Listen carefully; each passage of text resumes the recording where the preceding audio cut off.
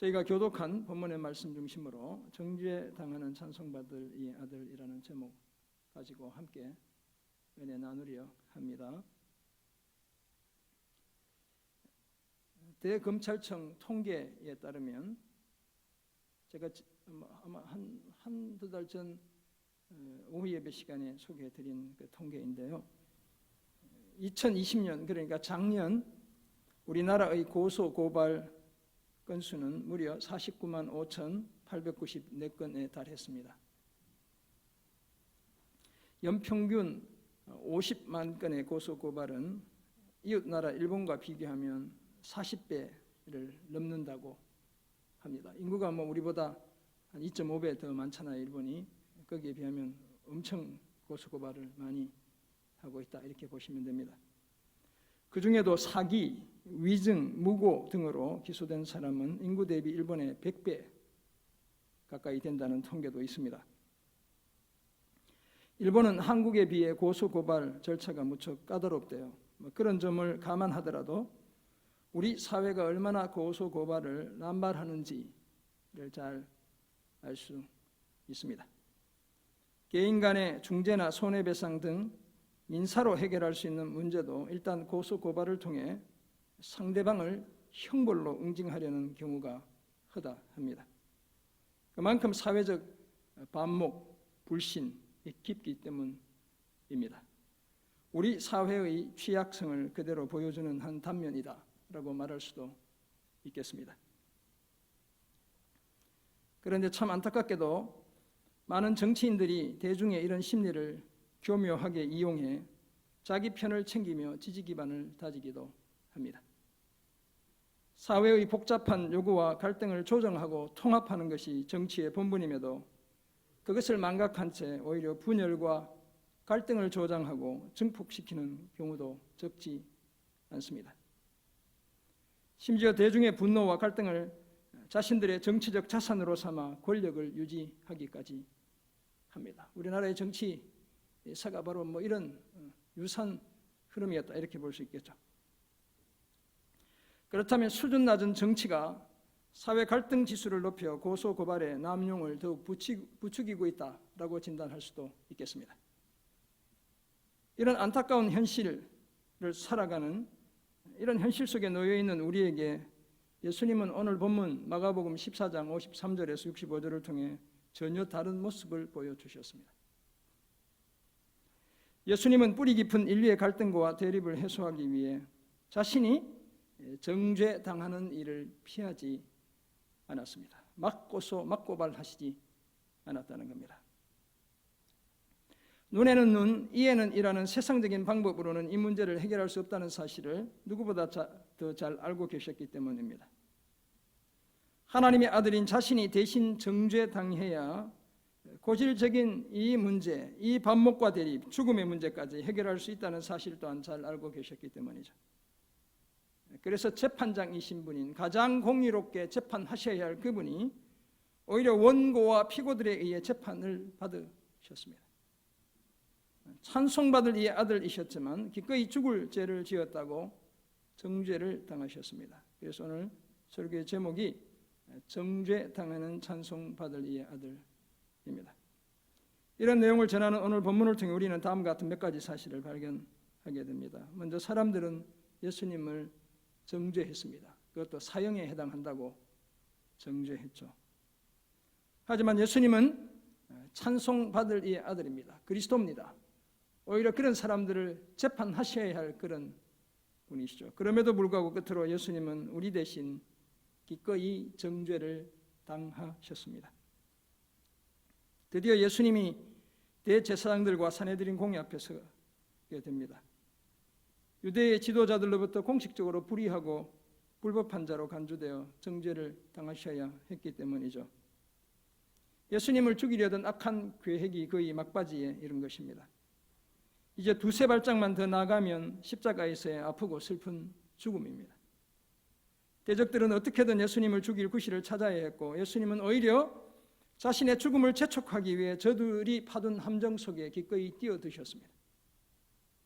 저들을 구원하기 위해 자신이 정죄당하고 대속의 피를 흘리며 죽으셔야 했기 때문이었습니다. 이런 이해를 바탕으로 우리는 오늘 본문을 통해 다음 같은 몇 가지 사실을 발견하고 함께 은혜 나누기 원합니다. 먼저 사람들은 예수님을 정죄했습니다. 유대의 종교 지도자들은 자신들과 노선을 달리하는 예수님을 그냥 내버려 둘 수 없었죠. 어떻게든 예수님을 고발하고 기소해서 죽음으로 내몰아야만 했습니다. 오늘 본문 53절에 따르면 예수님을 붙잡은 무리들이 예수님을 끌고 대제사장에게로 가자 대제사장들과 장로들과 서기관들이 다 모였습니다. 이때는 아주 이른 새벽이었을 것 같아요. 빌라도에게 넘겨지고 재판받고 십자가에 못 박힌 게 어떤 성경은 9시부터 지금 시작되고, 그러니까 그 사이에 지금 한밤중부터 그 새벽과 아침 사이에 이 모든 일들이 지금 벌어지는데, 그 산헤드린 공회 사람들끼리까지 다 모이게 된 것이죠.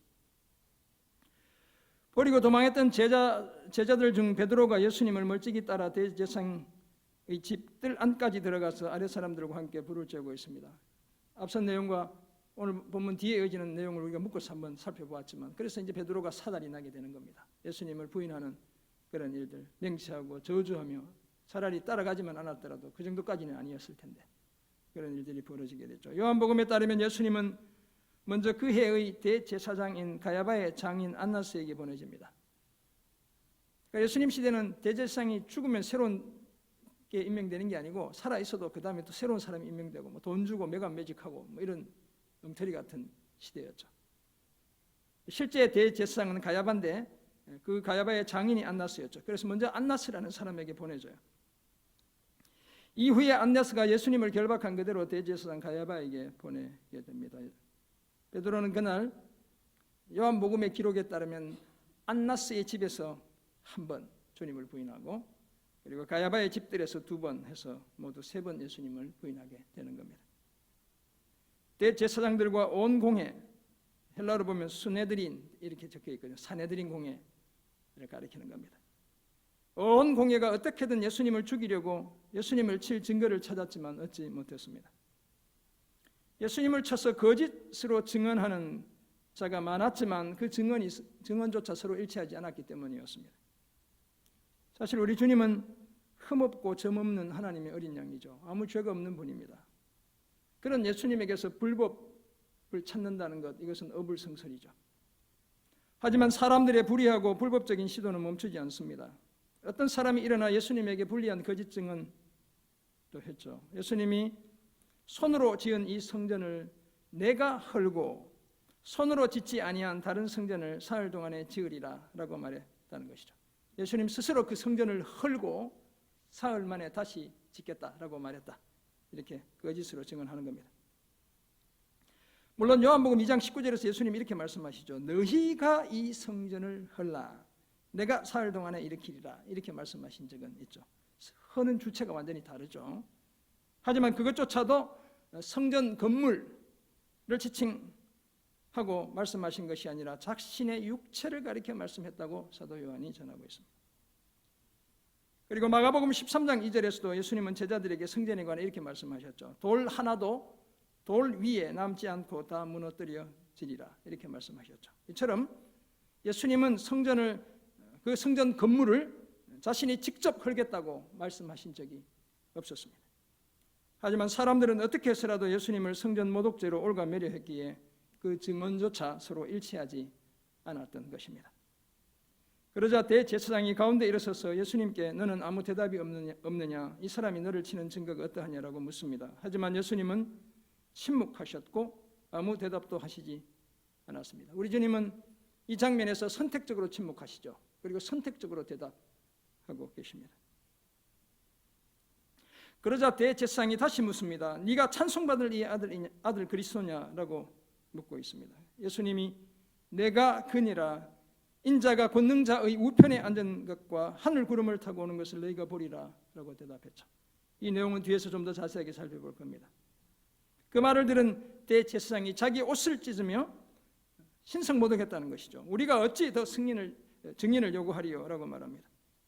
그리고는 그 신성모독하는 말을 너희가 들었도다, 너희는 어떻게 생각하느냐라고 함께 있던 무리들에게 묻습니다. 그들이 다 예수님을 사형에 해당한 자, 죽어야만 하는 자로 정죄했습니다.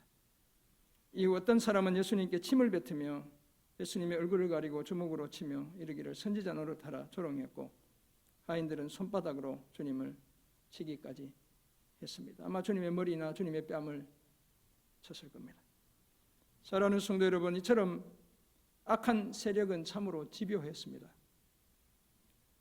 때로는 전곡을 찌르며 예수님을 궁지로 몰아넣기도 했습니다. 그래서 마침내 자신들이 승기를 잡은 것처럼 행세했죠. 그러나 저들은 예수님을 기소하고 죽을 죄가 있다고 정죄한 것이 자신들의 치명적인 실수라는 사실은 전혀 몰랐습니다. 장고 끝에 악수라는 말 있죠. 바둑에 엄청 오랫동안 생각하다 한 소리 탁 듣는데 시간 다 소비하고 악수인 거예요. 지는 패착을 두게 된 것. 이럴 경우에 장고 끝에 악수라고 하는데, 바로 저들의 그런 기소와 정죄가 장고 끝에 둔 악수라는 사실을 저들 스스로는 전혀 눈치채지 못했습니다. 당장은 승리한 것처럼 보였지만 사실은 회복 불가능한 패배를 가져다 줄 역대급의 악수를 두고 만 것이었죠. 그러므로 우리는 악에 속아 누군가를 함부로 기소하고 함부로 정죄하지 않아야 합니다. 누군가에 대해 함부로 험담하고 비난하지 않아야 합니다. 때로는 그것이 나에게 치명적인 실수로 되돌아올 수 있기 때문입니다. 가능하다면 차라리 당하고 마는 것이 진정한 승리의 지름길입니다. 내가 이기는 것이 아니라 우리 하나님이 이기시게 해야 그것이 나의 진정한 승리가 될 수 있습니다. 이 사실을 기억하고 함부로 기소하고 정죄하지 않는, 함부로 비난하고 뒷담화하지 않는 그런 우리 모두가 되기를 주님의 이름으로 축원합니다. 아멘. 오늘 본문에서 발견하는 두 번째 사실로, 사람들에 의해 정죄당한 예수님은 찬송받을 이의 아들입니다. 우리 주님은 정죄를 당하셔야 할 뿐만 아니라 하셔야 할 분이 아니라 사람들이 죄가 있다고 재판하셔야 할 그런 분인데 역시가 일어난 것이죠. 예수님이 결정적으로 정죄를 당하신 계기는 대제사장 가야바의 두 번째 질문 때문입니다. 예수님은 자신의 대답이 어떤 파장을 몰고 올지 다 아시면서도 주저하지 않고 그 질문에 답하셨죠. 물론 마가복음은 제가 늘 말씀드리지만 은닉성, 사람의 이름을 별로 밝히는 걸 좋아하지 않아요. 그래서 밝히고 있지 않지만 요한복음 동행 본문을 보면 그 사람이 가야바라는 사실을 우리가 알게 돼요. 가야바는 먼저 예수님께 너는 아무 대답도 없느냐? 이 사람들이 너를 치는 증거가 어떠하냐? 라며 사람들의 그 기소에 대한 예수님의 입장을 묻고 있습니다. 침묵하셨고 아무 대답이 없자 두 번째 질문을 던지게 되죠. 그 질문이 바로 네가 찬송받을 이의 아들 그리스도냐? 이렇게 물었습니다. 너가 그리스도, 헬라어로 보면 그 그리스도, 그 찬송받을 이의 아들이냐? 이렇게 묻고 있어요. 그런데 공교롭게도 이 질문은 예수님이 그 답을 말하지 않을 수 없는 전곡을 찌르는 질문이었죠. 예수님이 아니라고 하면 거짓말하는 거잖아요. 대답을 해야 되는 질문이었던 거예요. 그래서 예수님이 뭐라고 대답합니까? 내가 그니라. 그래, 내가 맞다. 예수님이 이렇게 얘기하시는 거예요. 헬라어로 보면 에고 에이미, 우리 사도 요한이 예수님이 나는 빛이고 생명이고 생명의 떡이고 길이고 진리요 생명이고 목자고 양의 문이고 할 때 늘 썼던 단어, 바로 하나님처럼 스스로 있는 존재라고 말할 때 주님이 사용하셨던 그 단어를 사용하는 거예요. 에고 에이미, 내가 바로 그다, 이렇게 이야기하셔요. 영어로 I am이라고 대답하셨죠. 스스로 있는 존재라고 밝혔습니다. 자신이 그리스도요 찬송받으실 이의 아들임을 분명히 하신 것이죠. 거기에 대해 인자가 권능자의 우편에 앉은 것과 하늘 구름을 타고 오는 것을 너희가 보리라고도 하셨습니다. 자신을 인자이자 권능자의 우편에 앉을 자라고 하셨죠. 여기서 권능자의 우편은 하나님의 자리를 가리키는 겁니다. 하나님처럼 통치의 역할을 감당하게 될 바로 그런 분이라고 이야기했죠. 그것을 확실하게 하기 위해 다니엘서 7장 13절, 저들이 잘 알고 있는 그 구절을 인용하시는 거예요. 하늘 구름을 타고 오는 것을 너희가 보리라 라고까지 하셨죠. 이처럼 예수님은 거짓 기소에는 아무 말씀도 없으셨지만 자신의 진짜 정체성을 드러내는 일에는 전혀 주저함이 없었습니다. 그것을 숨기거나 감추시려 하지 않았습니다. 자신이 어떤 분인지를 저들에게 정확하고 자세하게 알려주셨죠. 그것 때문에 자신이 정죄 당하실 것을 다 아시면서도 그렇게 하셨습니다. 왜냐하면 예수님이야말로 진짜 그리스도고 진짜 찬송받으실 이의 아들이기 때문에 그렇습니다. 성경이 그렇게 얘기했던 진정한 인자이시고 하나님의 우편에 앉으실 분이고 구름 타고 반드시 다시 오실 분이기 때문에 그렇습니다. 사랑하는 성도 여러분, 그러므로 오늘 예수를 믿는 우리는 우리가 믿는 예수님이 어떤 분인지를 제대로 알아야 합니다. 예수님은 온 인류가 그토록 기다리던 그리스도죠. 메시아입니다. 구원자입니다. 기름 부음 받은 왕이며 대제사장이시고 선지자이시죠. 어떤 왕입니까? 만왕의 왕이십니다. 만주의 주가 되시는 분이죠. 주님 외에 진정한 왕이 없어요. 새 언약의 중보자입니다. 우리의 연약함을 다 아시는 대제사장이시죠. 뿐만 아니라 자신을 희생 제물로 단번에 드려 우리를 죄와 사망에서 완전히 벗어나게 해주시는 바로 그런 대제사장입니다. 거기에다 우리 예수님은 하나님을 가장 확실히 계시하시는, 하나님 자신을 보여주시는 바로 그 선지자, 모세가 얘기했던 그 선지자입니다. 또한 예수님은 찬송받을 이의 아들이시죠. 찬송받을 이는 아버지 하나님을 가리키잖아요. 그렇다면 아버지 하나님의 아들이니까 우리 주님은 성자 하나님인 겁니다. 더구나 아버지와 능력과 영광을 완전히 완벽하게 공유하시는 아들이시죠. 당연히 스스로 존재하시는 아들 하나님입니다. 아버지로부터 나셨지만 그 본질이 아버지와 동일하신 분이시죠. 지금도 권능자의 우편에 앉아 계시면서 세상을 다스리시고 믿는 저와 여러분을 위해 중보하고 계신 그런 분입니다. 마침내 구름 타고 호령 큰 군대를 명령하는 그 명령과 천사장의 소리와 하나님의 나팔 소리로 친히 하늘로부터 강림하실 바로 그런 분이시죠. 우리가 믿는 예수님이 바로 이런 분임을 똑바로 알아야 합니다. 예수님은 우리가 감정적으로 기댈 수 있는 그런 분 이상인 겁니다. 우리의 아픔과 슬픔과 외로움과 답답함을 달래주는 분 그 이상이시죠. 그런 분을 넘어 예수님은 우리의 유일한 구원자이시고 위대한 우주의 왕 되시는 분입니다. 저와 여러분의 참 주인이시고 우리 삶의 모든 문제의 진정한 해결자이시죠. 더구나 예수님은 모든 것이 되시는 분입니다. 그런 분이 우리를 위해 우리 대신 억울하게 정죄를 당하셨습니다. 우리가 가진 죽음의 문제, 서로 간의 갈등과 반목의 문제를 해결하셔야만 했기 때문입니다. 이 분명한 사실을 기억하고 예수님 한 분만으로도 충분히 만족하며 살아가는 우리 모두가 되기를 주님의 이름으로 축원합니다. 아멘. 그렇다면 우리가 슬퍼해야 할, 아파해야 할 이유가 없어지는 겁니다. 주님 한 분만으로 만족하다면 비교하며 주눅들고 들어 살아야 할 이유가 없어지는 거예요. 오늘 본문에서 발견하는 마지막 사실로 예수님은 우리 대신 기꺼이 정죄를 당했습니다. 마가는 대제사장들과 온 공회의 의도와는 달리 예수님이 죽임을 당해야 할 이유가 없다는 사실을 분명히 밝히고 있죠. 55절이 바로 그렇습니다. 대제사장들과 온 공회가 예수를 죽이려고 그를 칠 증거를 찾되 얻지 못하니, 주님이 죄가 없다는 사실을 말해주고 있어요. 하지만 사람들이 예수님을 기소하기 위해 거짓 증언을 할 때 예수님은 아무 말씀도 없으셨죠.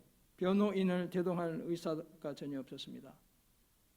요즘 같으면 주님이 다 온 우주의 주인이시잖아요. 가장 잘 나가는 유대인 변호사를 동원해가지고 내가 죄가 없다고 분명히 얘기하실 수도 있었을 텐데 그러지 않았습니다. 뿐만 아니라 저들의 기소에 일일이 대응할 뜻도 전혀 없으셨죠. 성전을 파괴하려 했다는 기소에 대해서도 일절무반응이셨습니다. 내가 언제 그런 말 했니? 이런 얘기 하시지 않았어요. 그러자 대제사장이 오히려 너는 아무 대답도 없느냐? 이 사람들이 너를 치는 증거가 어떠하냐라고 묻습니다. 그래도 침묵하시고 아무 대답하시지 않으시죠. 왜요? 온 인류를 대신해 기꺼이 정죄당하기로 작정하셨기 때문에 그렇습니다. 자신이 정죄를 당하셔야만 했기 때문이죠. 내가 찬송받을 이 아들 그리스도냐라는 질문에 드디어 대답을 하신 것은 오히려 정죄를 당하기 위해서였던 것입니다. 확실히 정죄를 당하기로 작정하셨기 때문에 내가 그니라 인자가 권능자의 우편에 앉은 것과 하늘 구름을 타고 오는 것을 너희가 보리라 라고 주님이 대답하셨어요. 자신이 하나님의 아들일 뿐만 아니라 아버지 하나님과 같이 통치하시는 분이라고 밝혔죠. 그러자 대제사장이 자기 옷을 찢고 더 이상 증인이 필요하지 않다고 말하게 되는 겁니다. 예수님을 신성모독죄로 기소했죠. 모두들 사형에 해당한다고 정죄했습니다. 마침내 하나님이시고 온 우주의 재판장이신 분이, 원래 신분이 하나님인데 그런 분을 두고 신성모독죄로 기소한다는 게 말이 안 되잖아요. 그렇게 기소당하는 어처구니 없는 일이 벌어지고 말았습니다. 하지만 예수님은 이런 정죄도 기꺼이 다 당하셨죠. 그뿐만이 아닙니다. 어떤 사람은 침을 뱉고 예수님의 얼굴을 가리고, 학자들은 대제사장 중에 한 사람이 그랬을 것이다 이렇게 얘기하기도 해요. 주먹으로 치고 선지자 노릇하라고 조롱했습니다. 하인들은 손바닥으로 쳤죠. 침뱉음을 통해 예수님에게 극단적인 수치를 안겨주었습니다. 아마 얼굴에 침을 뱉었을 것 같아요. 예수님의 눈을 가리고 주먹으로 치죠. 누가 때렸는지 맞춰보라고 하는 겁니다. 우리가 애들 놀 때 이렇게 손가락 찔러보고 무슨 손가락 이렇게 뒤에 해보고 묻잖아요. 주님한테 그렇게 물어본 거예요. 누가 때렸는지 네가 한번 맞춰봐라. 네가 선지자니까 점쟁이처럼 한번 맞춰봐. 이렇게 조롱하는 거죠. 하인들까지 나서서 손바닥으로 예수님을 쳤습니다. 아마 예수님의 머리나 예수님의 뺨을 쳤겠죠. 온 우주의 왕이신 예수님이, 찬송받을 유일한 아들이신 예수님이 참혹한 수치, 조롱, 모욕을 한꺼번에 다 당하셨습니다. 왜냐하면 그렇게 자신을 괴롭히는 못살게 구는 저들을 구원하기 위해 철저히 정죄당하기로 작정하셨기 때문입니다. 사랑하는 성도 여러분, 오늘 예수님이 당하신 기소와 정죄는 저와 여러분이 당해야 할 기소와 정죄를 대신 당하신 겁니다.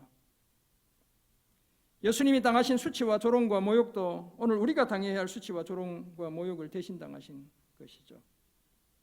흠없고 점없는 순결하신 하나님의 어린 양이신 예수님이 우리 대신 대제사장의 집들에 끌려가셨고 공의 앞에서 불의한 정죄를 당하셨습니다. 그때 그 사람들과 오늘 저와 여러분을 반드시 죄와 사망에서 구원하셔야 했기 때문입니다.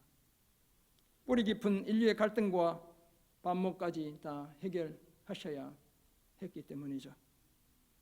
예수님이 당하신 그 정죄를 통해 이제 우리는 자유의 몸이 되었습니다. 그리스도 예수 안에 있는 생명의 성령의 법이 죄와 사망의 법에서 우리를 해방시켰습니다.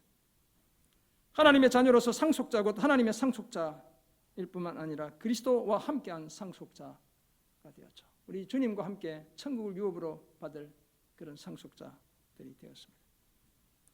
그리스도께서 정죄당하심으로 우리를 위하여 저주를 받으셨고 우리를 대신해 저주받으셨고 율법의 저주에서 우리를 속량해 주셨기 때문에 가능한 일입니다. 이제 우리가 다 믿음으로 말미암아 그리스도 예수 안에서 하나님의 자녀들이 되었습니다. 심지어 그리스도와 합하는 세례를 통해 그리스도로 옷 입기까지 했다고 사도 바울이 고백하고 있습니다. 육체와 마음이 원하는 것을 하여 본질상 진노의 자녀로 살던 우리가 이제 그리스도 예수 안에서 함께 하늘 보좌에 앉혀지게 되었다고까지 고백하고 있습니다. 이런 일을 이루시기 위해 예수님은 기꺼이 정죄를 당하셨습니다. 그 정죄에 수반되는 참혹한 죽음을 끝까지 거부하지 않았습니다. 파격적인 하나님의 은혜와 사랑 아니면 도무지 설명할 수 없는 일이 벌어졌습니다. 이 사실을 기억하고 아버지 하나님과 아들 예수 그리스도의 크신 은혜와 사랑에 늘 감사하며 살아가는 우리 모두가 되기를 주님의 이름으로 축원합니다. 아멘. 그렇다면 찬송받을 이 아들이신 예수님이 우리 대신 기꺼이 정죄를 당하셨다는 사실을 알게 된 우리는 이제 어떤 삶을 힘써야 되겠습니까? 첫째는 살리는 일에 힘을 쏟아야 합니다. 죽이는 일이 아니라 살리는 일, 회복하고 격려하고 새롭게 하는 그 일에 힘을 쏟아야 하는 겁니다. 오늘 본문에 등장하는 유대의 종교 지도자들은 분열과 갈등을 조장해 자신들의 기득권을 지키는 일에 안간힘을 썼습니다. 일신의 영달을 위해서라면 죽이는 일, 사람을 죽이는 일도 서슴지 않았죠. 그래서 바울도 저들의 하명을 받고 예수님 이 사건 이후에도 계속 그 일들을 이 사람들이 벌이고 있는 거예요. 그래서 예수님에게 신성모독이라는 죄명을 씌워 죽음에 이르게 했습니다. 살리는 일이 아니라 온통 죽이는 일에 혈안이 되어 있었던 것이죠. 그런 저들과는 달리 우리는 주님처럼 살리는 일에 힘을 쏟아야 합니다. 그러기 위해 하나님이 기뻐하시고 공동체에 유익한 일이 무엇인지를 헤아리는 영적인 안목이 필요합니다. 뿐만 아니라 함께 공동체를 구성해가는 구성원 개개인에 대한 배려심이 필요한 겁니다. 그래야 살리는 일이 시작되는 거예요. 비난하고 험담하기보다 칭찬하고 격려하는 일을 더 힘써야 합니다. 예수님이 어떤 분인지를 함께 알아가는 일에 더 많은 자원과 에너지를 투자해야 합니다. 그래야 그리스도 예수 안에서 내가 살겠죠. 그런 우리가 모여 이 공동체를 살리고 이 사회를 살려내는 겁니다. 복음으로 세상을 변혁하는 제자들의 공동체가 될 수 있습니다. 그러므로 살리는 일에 더욱 힘을 쏟는 우리 모두가 되기를 주님의 이름으로 부탁드립니다. 아멘. 두 번째, 제가 자주 제시하는 적용점인데요. 손해보기로 작정해야 합니다. 이 세상에서 가장 큰 손해를 보신 분이 계시다면 하나님 아버지이다 이렇게 생각해 봅니다. 죄인인 아무 자격 없는 공로 없는 자질조차 없는 저와 여러분을 살리기 위해 자신의 외아들을 온 우주보다 더 소중한 그분을 십자가의 죽음에 내어주셨죠. 아들 예수님도 아버지 하나님 못지 않았습니다. 아들 하나님이신 분이 말도 안 되는 신성모독이라는 죄로 정죄를 당하셨죠. 말이 안 되잖아요. 하나님이신 그분한테 하나님을 모독한다. 이게 지금 말이 안 되잖아요. 억울한 정죄였죠. 뿐만 아니라 정죄 당하시고 죽으시기까지 하셨죠. 아예 손해보시기로 주님이 작정하셨기 때문에, 우리 하나님도 아예 손해보시기로 작정하셨기 때문에 가능한 일들이었습니다. 하지만 우리 예수님의 그 손해는 아버지의 뜻을 완성하는 불가피한 손해였죠. 그리고 사랑이란 바로 이런 것이다라는 사실을 보여주는 손해이기도 했습니다. 그렇다면 오늘 우리도 손해보기로 작정해야 합니다. 지금 당장은 억울하더라도 성격 급하게 일일이 대응하며 다 밝히려 하지 말고 그대로 감수하기도 해야 합니다. 성급하게 맞서 대응하면 내 속은 잠시 시원한 것 같지만 관계는 더 멀어질 수밖에 없습니다. 그래서 제가 자주 말씀드리죠. 흐린 물, 그 탕류 내 마음의 호수에 가두는 겁니다. 찌꺼기에다 깔아앉고 맑은 물, 청류를 내 밖으로 흘려보내는 이런 연습들 끊임없이 해야 합니다. 예수님은 자신의 전부를 내어주는 손해를 보기로 작정하신 분입니다. 그 손해를 통해 오늘 저와 여러분이 생명과 의와 자유를 얻게 되었습니다. 그러므로 손해보기로 작정해 생명을 살리고 좋은 관계를 계속 이어가는 우리 모두가 되기를 주님의 이름으로 부탁드립니다. 아멘. 제가 저희 큰형님 가끔 소개해드렸는데요. 다시 한번 소개해드립니다. 제가 미국에 있을 때 소천하신 저희 큰형님은 아버지 같은 분이죠. 저희 형수님 금년에 소천하신 저희 형수님은 어머니 같은 분이고, 제가 어릴 때 다 부모님이 돌아가셔서 저희 형님이 늘 그런 말 했다 그랬죠. 수족단 불과속이다. 이제 의복 파상 가봉이나 처자는 여의복 같고 형제는 여수족 같다. 이런 얘기 우리 형님이 그 촌부이신 그분이 어디서 들었는지 무협지를 읽었는지, 그래서 부모가 안 계시니 자식은 낳을 수는 있지만 형제는 더 이상 낳을 수 없으니 나는 형제가 더 소중하다. 이렇게 그냥 허언처럼 이렇게 얘기하시던 그런 분이셨어요. 저희 큰형님은 오토바이 교통사고 후유증으로 수년간 고생하시다가 제가 미국에 있는 동안에 일찍 세상을 떠났습니다. 저희 집안이 좀 이렇게 독특한 집안이어가지고 장례식 다 끝나고 다 정리되고 저한테 전화가 왔어요. 삼촌, 일제 조카가 아버님 장례 끝났다고. 제가 호주에 있을 때도 저희 형님 한 분이 돌아가셨는데 그때도 똑같이 그렇게 했어요. 이미 돌아가신 분이니까 일부러 올 필요 없다고. 아무튼 명절 전날, 제가 한국에 있을 때의 사건이에요.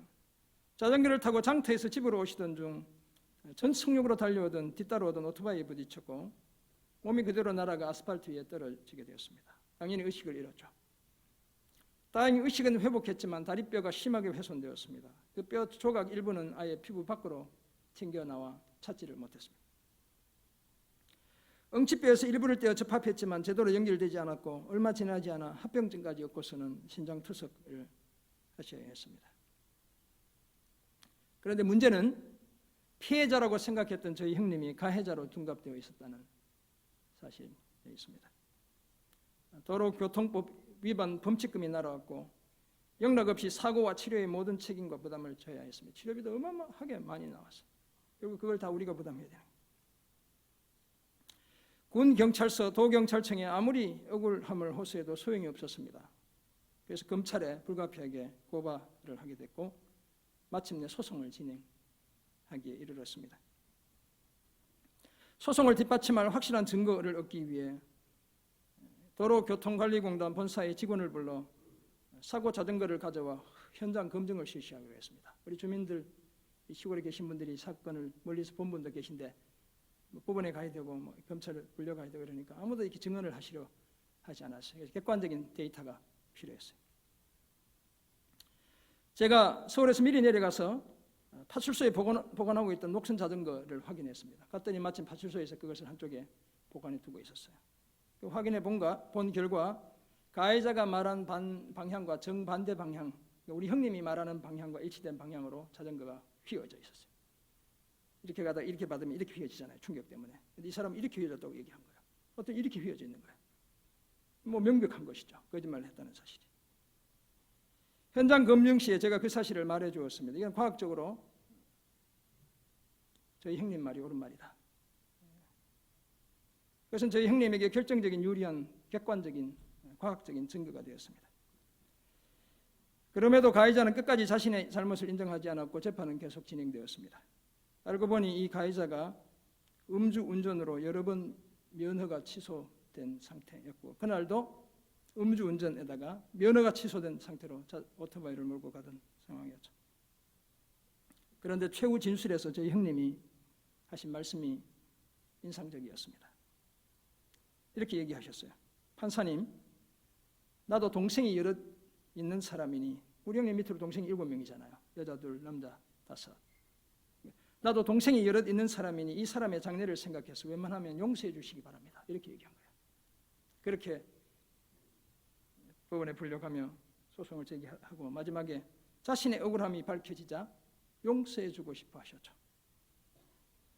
하지만 피해자인 저희 형님의 진술에도 불구하고 여러 번의 무면허 음주운전 교통사고 경력이 있던 가해자는 불가피하게 금고 9개월이라는 형량을 피하지 못하게 되었습니다.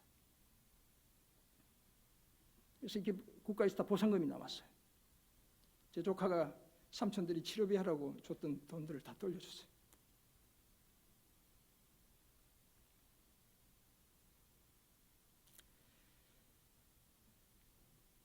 별건 아닌데 형님 생각하니까 눈물이 날라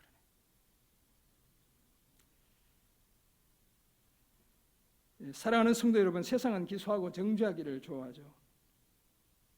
이 사건이 아니었다면 우리 형님이 건강하게 사셨겠죠. 우리 형수도 혼자 농사 지으면서 농약 많이 맡아서 갑자기 암으로 돌아가시지 않았겠죠. 사랑하는 성도 여러분, 세상은 기소하고 정죄하기를 좋아합니다. 끝까지 자신의 목적을 성취하려 하죠.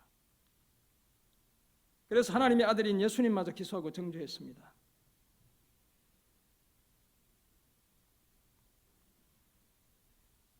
그렇게 사람들로부터 정죄를 당하셨지만 예수님은 어떤 분이신 겁니까? 진짜 그리스도입니다. 진짜 찬송받을 이 아들이신 거예요.